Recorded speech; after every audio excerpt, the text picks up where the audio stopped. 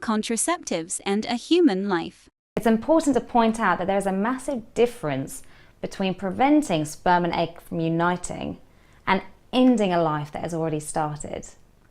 But the answer is, it really depends on the type of contraception. Anything that has the capacity to end an already established life from the moment of fertilization would be wrong. There is a massive difference between barrier methods like the condom and hormone-related contraceptives that have the capacity in them to thin the lining of the womb and prevent a fertilized egg from implanting if it has become fertilized. Now, some of you might say, hang on, contraceptions aren't abortifacient, aren't they simply preventing a pregnancy? This is where language is so important. The current medical definition of conception is the process of becoming pregnant involving fertilization or implantation or both. And contraception means to prevent conception, which is the whole process of fertilization to implantation.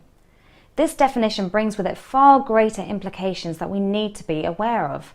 As to how often embryos are lost is unknown, but what we would say to people who would wish to use hormone-related contraceptives is err on the side of caution, and it's useful to use an analogy to illustrate that.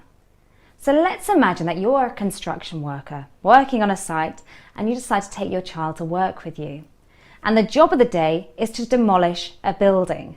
And you're there with your child, you're about to demolish the building, but then you realise, oh, you haven't seen your daughter in a while. And in fact, there could be a chance that she's inside the building. Do you go and blow up the building anyway and think, oh, we'll just do it anyway? Or do you err on the side of caution? Check it out and make sure she's not inside first. You'd err on the side of caution. In the same way, if hormone-related contraceptives have the capacity to end the life of a child in the womb, shouldn't we err on the side of caution?